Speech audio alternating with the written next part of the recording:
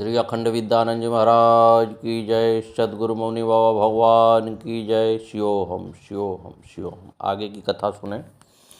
गुरु जी मौनी बाबा भगवान की अपरंपार महिमा का बखान करते हुए कालीचरण महाशय कहते हैं कि हम लोग भागवत कथा का आयोजन किया करते थे, फिर बहुत दिनों तक कथा न हो पाई। जब काफ़ी समय ऐसे ही बीत गया तो सोचा गया कथा हो पानी तो मुश्किल लग रही है, रामायण ही करा ले। परंतु तीसरे ही दिन तक इतना पैसा गांव वालों ने दिया कि भगवान भागवत कथा हुई और बहुत बढ़िया हुआ। 7 दिनों तक कथा हुई। एक भक्त ने आकर अकेले ही भंडारा भी कर दिया। उसी बीच गुरु जी की मूर्ति की बात हुई और मूर्ति भी आ गई, स्थापना भी हो गया, भंडारा भी हो गया और कुछ ही दिनों बाद फिर गुरु पूर्णिमा भी मनाया गया। इस प्रकार कहाँ तो रामायण के लिए 1000-2000 भी इकट्ठे नहीं हो पा रहे थे और कहाँ ये 3-3 प्रोग्राम गुरु जी की कृपा से संपन्न हुआ। इन भाइयों ने बताया कि छोटी होली वाले दिन गुरु जी के मंदिर की नींव भरी जा रही थी। ईंट खत्म हो गई, अगले दिन होली थी। इतने में कालू बाबा किसी भट्ठे वाले को लेकर आ गए। वे तलेसरा के थे, उनके पास 3 भट्टे थे। यहाँ आकर वे कहने लगे, स्वामी जी मेरी भी कुछ सेवा लगा जाए।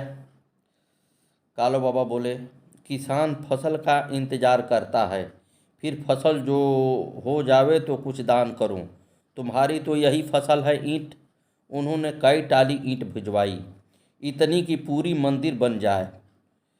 ये लोग कहते हैं कि इस मिलक आश्रम पर कालो बाबा ने ही देख रेख की, उन्होंने ही मेहनत की, अपने परिवार का त्याग कर आए। मौनी बाबा भगवान के साथ बीते उन अनमोल दिनों को याद करते हुए ये भाई कहते हैं कि हम लोग बालक थे, उनके साथ खूब डोले।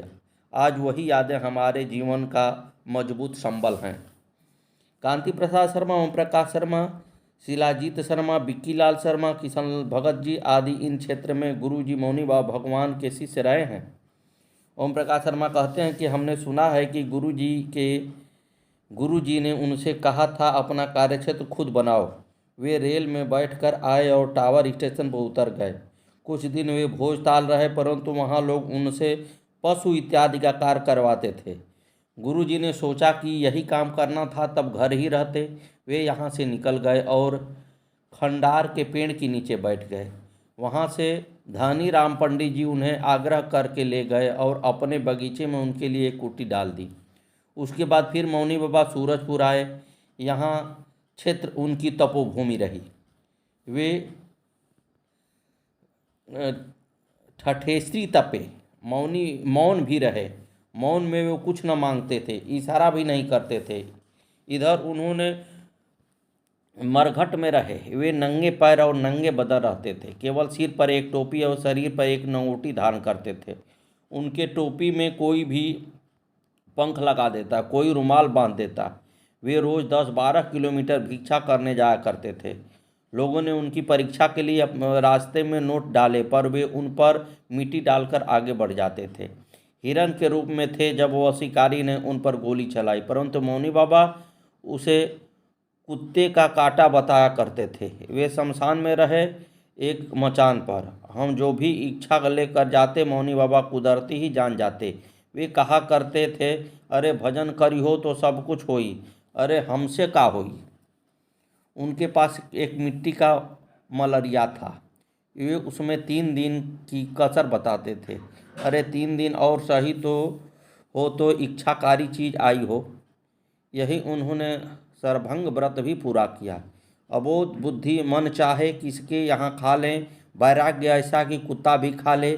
साथ में तो भी परहेज नहीं था, जाति पाति का विचार न था। वे तो परमहंस थे। कुछ दिन तक भिक्षा में कुछ घरों से वे एक रोटी लेते थे, फिर कुछ दिनों बाद वे आधी आधी ही रोटी लेने लगे। खीर मट्ठा रोटी सब वे उसी एक मलरिया में ले लेते थे। लोग कहते बाबा स्वाद बिगड़ जाएगा, परंतु वे कहते अरे स्वाद कहाँ जाई हो, इसी में रही इसका स्वाद। एक बार ओम प्रकाश शर्मा के पिताजी ने मौनी बाबा से कहा कि आप बैठो, मैं मांग कर लाता हूँ। 4 घर से एक एक रोटी। वे गए और अपने ही घर से 4 रोटी लेकर आ गए। मौनी बाबा ने सिर्फ एक ही रोटी ली।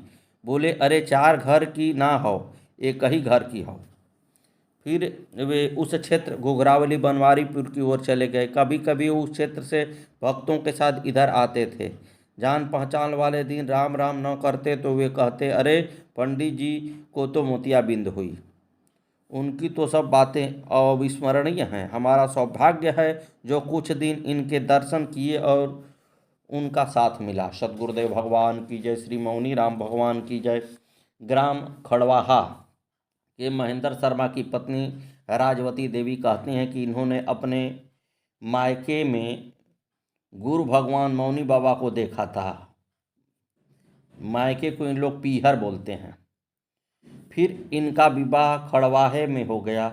इनके पति ने मिलक से ही मौनी बाबा भगवान से नाम ले रखा था, परंतु वे पूजा न करते थे।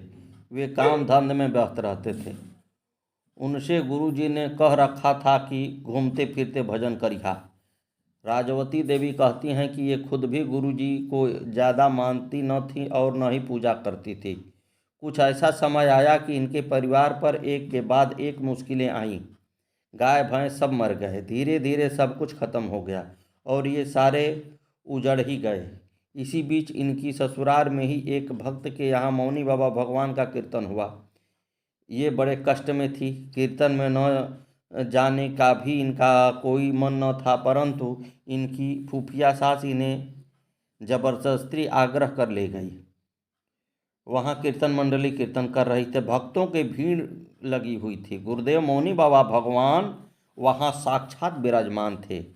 राजवती देवी चरण छूने गई तो वे बोले, अरे अब हमारी याद आई हो। थोड़ी देर में इनके पतिदेव महेंद्र शर्मा आए और जब उन्होंने गुरुदेव के चरण स्पर्श किए तो मौनी बाबा ने उनसे कहा, अरे हमें भूल गया, सब गंवा कर आई हो, तेरे गाय भैंस सब मर गए। पूरी कहानी उन्होंने याद दिला दी। महेंद्र शर्मा रो पड़े। उन्होंने गुरु भगवान से क्षमा मांगी। फिर उन्होंने नियम पूर्वक मौनी बाबा भगवान का भजन पूजन शुरू कर दिया। गुरुजी ने उनसे कहा, चिंता मत कर, मेहनत कर। गुरुजी का वचन मानकर इन्होंने सब चिंता छोड़कर कार्य शुरू किया। राजवती देवी कहती हैं कि भगवान की कृपा हो गई। हमारे परिवार पर सब कुछ मिला वापस। जगह मकान गाड़ी गाय भैंस धीरे धीरे सब मिला। गुरुजी मौनी बाबा भगवान की छत्र छाया उनकी शरण में हमारे परिवार के सभी कष्ट जाते रहे। अब तो दोनों पति पत्नी उनका पूजन करते हैं और भजन करते रहते हैं। राजवती देवी कहती हैं, मायके ने हारी बीमारी लोग गुरुजी का चरणामृत बनाकर पीते थे, उससे हम ठीक हो जाते थे, परंतु फिर भी न जाने कैसे अपने कष्ट के दिनों में हमने उन्हें स्मरण न किया। उनकी शरण में जाते ही हमारे दिन पलट गए। सतगुरुदेव भगवान की जय। श्री मौनी बाबा भगवान की जय। ग्राम बाहरपुर जिला अलीगढ़ में पंडित रामचंद्र जी के खेत पर मौनी बाबा भगवान का आश्रम बना। ये गुरु जी के आदेशानुसार वहाँ की देखभाल करते हैं। रामचंद्र पंडित जी बताते हैं कि उनको शुरू से मौनी बाबा पर विश्वास न था। एक बार उनको बहुत खांसी हो गई और महीनों तक ठीक नहीं हुए। घूमते घूमते मौनी बाबा आ निकले और कहने लगे, अरे कीर्तन करी हो पंडित जी। पंडित जी रामचंद्र बोले, कीर्तन, मुझे तो खांसी है। मौनी बाबा ने इनका सिर पकड़कर जोर से हिलाया। उसी क्षण से इनकी खांसी ठीक हो गई। बाबा ने बताया, अरे काग गिर गया था, ठीक हो गया। इसी प्रकार एक अन्य अवसर पर मौनी बाबा इनसे गांव बाहरपुर आए और बोले, अरे पंडित जी चली हो। इनको काफ़ी बुखार था, सो ये मना करने लगे कि ये न जा पाएंगे। मौनी बाबा ने हाथ पकड़कर उठाया, अरे ताप से गर्म हो गई हो, बुखार ना हो। फिर क्या था, बुखार उनका रफो चक्कर हो गया और रामचंद्र ठीक होकर उनके साथ चले गए। एक दफ़े रमेश चंद पंडित जी के घुटने में दर्द रहने लगा था। मौनी बाबा उस समय बाहरपुर आश्रम पर आए हुए थे। उनके दर्शन के लिए बघियाने के वैद्य जी और राम अवतार जी भी आए थे। मौनी बाबा कहने लगे, अरे हमार पैर तो बहुत दर्द हुई हो। वैद्य जी बोले, गुरुजी मेरे पास दर्द का तेल है, अभी ले आता हूँ। वे तेल ले आए। पंडित जी मौनी बाबा के पैर में तेल लगाने चले तो वे बोले, हमार पायजामा चिकना हो जाई हो, तू अपने घुटने में लगा ले। पंडित जी अपने घुटने में तेल लगाने लगे और सनय सनय घुटने दर्द ठीक हो गया। पंडित रमेश चंद्र के पुत्र राजकिशोर की बहू को नजला था। काफ़ी दिनों से उनकी दवा चल रही थी, परंतु वह ठीक न हो पा रही थी। मौनी बाबा उस दौरान बाहरपुर आश्रम पर आए हुए थे। राजकिशोर अपनी पत्नी को दवा दिलवा कर आ रहे थे। देखा मौनी बाबा आए हुए हैं तो घर न जाकर पहले आश्रम पर ही दर्शन हेतु गए। मौनी बाबा ने पूछा कि कहाँ से आ रहे हो, तो उसने बताया कि दवा लेकर आ रहे हैं। मौनी बाबा बोले, अरे हमें भी तो नज़ला हो गया है। यह कहकर उन्होंने दवा मांग ली। 9 पुड़िया दवा थी और बाबा वह सारी की सारी दवा एक साथ खा गए। दवा खाकर कहने लगे, अरे हमें तो कुछ ना हुआ, ये तो नकली दवा है। परंतु बहू का नज़ला बिना दवा के ही ठीक हो गया, दोबारा कोई परेशानी नहीं हुई। ये चमत्कार है मेरे सतगुरु का। एक दफ़े की बात है कि मौनी बाबा यहाँ अपने बाहरपुर आश्रम पर आए हुए थे। उस समय वे शारीरिक रूप से अत्यधिक अस्वस्थ थे। वे ज़्यादातर लेटे ही रहते थे और काफ़ी दुबले और बीमार दिखाई पड़ते थे। बनवारीपुर की तरफ से भक्त आए और कहने लगे कि वे उनको किसी बढ़िया डॉक्टर को दिखाएंगे। पंडित जी ने कहा कि आप लोग क्या, हम ही ले जाएंगे। जब वे लोग बार बार आग्रह करने लगे तो मौनी बाबा ने उन लोगों से कमरे में से भगा दिया और कमरा बंद करवा दिया। पंडित रामचंद अंदर ही बैठे थे। मौनी बाबा लेटकर एकटक ऊपर की ओर देखने लगे और 10 मिनट के भीतर ही उनके तो चेहरे की रंगत ही बदल गई। वे तो अच्छे खासे स्वस्थ नजर आने लगे। जूते पहनकर उन्होंने दरवाज़ा खुलवाया और उन लोगों के साथ चले गए। सद्गुरुदेव भगवान की जय। मौनी बाबा जी कभी कभी बाहरपुर आश्रम पर पंडित रमेश चंद्र के को दर्शन देने आया करते थे। उन्होंने पंडित जी से कह रखा था कि कभी किसी से कुछ मांगना मत। एक बार जब वे आश्रम पर आए तो उनके साथ में करीब 16 लोग थे। आश्रम पर महज 1-1.5 किलो ही दूध था। पंडित जी ने सोचा दूध और ले आऊं। ये चल दिए तो मौनी बाबा ने पूछा, अरे कहाँ जा रहा है? पंडित जी बोले, दूध लेकर आऊं। बाबा फटकार कर बोले, अरे बैठ जा। जब दूध बांटा तो उसी थोड़े से दूध में ही 25-26 गिलास भर गए। इसी प्रकार एक और घटना घटी। आश्रम पर भोजन के उपरांत थोड़ी सी पूड़ियाँ बची थी। कहीं से कुछ लोग आ गए। उनमें कुछ बड़े थे और कुछ बच्चे थे। मौनी बाबा ने आदेश दिया, 2-2 पूड़ी बालक को दे और 4-4 बड़ों को दे। पंडित जी ने के मन में संशय आ गया, थोड़ी सी पूड़ी में कैसे सबको इतना हो पाएगा। वे बच्चों को एक एक पूड़ी बांटने लगे। मौनी बाबा ने फटकारते हुए कहा, अरे 2-2 दे।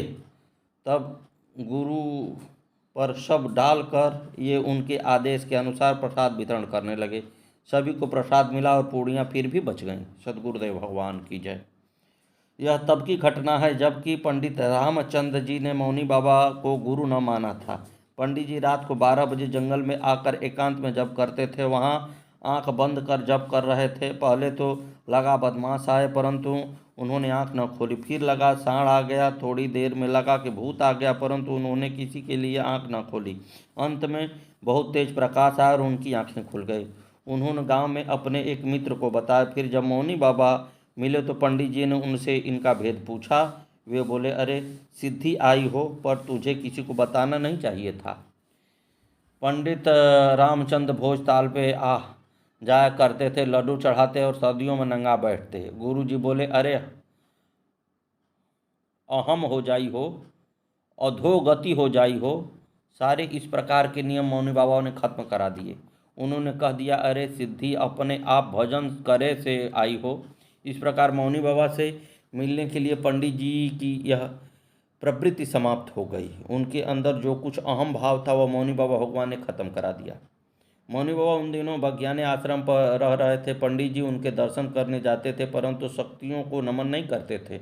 वह मौनी बाबा के लिए दूध भी ले जाते थे, परंतु गुरु जी कभी उनका भोग नहीं लगाते थे। आखिर एक दिन वहाँ के सेवादार राम अवतार ने मौनी बाबा से पूछ ही लिया, गुरु जी आप दूध का भोग मना क्यों कर देते हैं? मौनी बाबा ने उन्हें बताया, अरे वो यहाँ नमन ना करे किसी को, और वो तो लड़ी हो।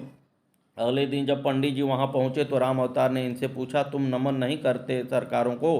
पंडित जी बोले, अरे दुनिया भर के मुसलमानों की समाधि बना दी तुमने, मैं ना करूँ काऊ को नमन।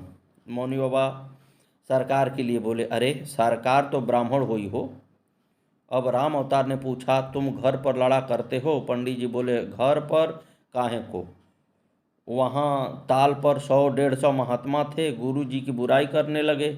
मुझे क्रोध आ गया तो मैंने कहा, अब एक शब्द भी और बोले गुरु जी के खिलाफ तो पैर पकड़कर फेंक दूंगा ताल में। गुरु जी वे तो आपकी बुराई कर रहे थे। गुरु जी बोले, तो के का मतलब हो, जो हमार बुराई करी हमार पाप दूर करी। पंडित जी ने अपने कान पकड़े और उन दिनों से सरकारों को नमन करना शुरू कर दिया। सद्गुरुदेव भगवान की जय। श्री मौनी बाबा भगवान की जय। आगे की कथा कल।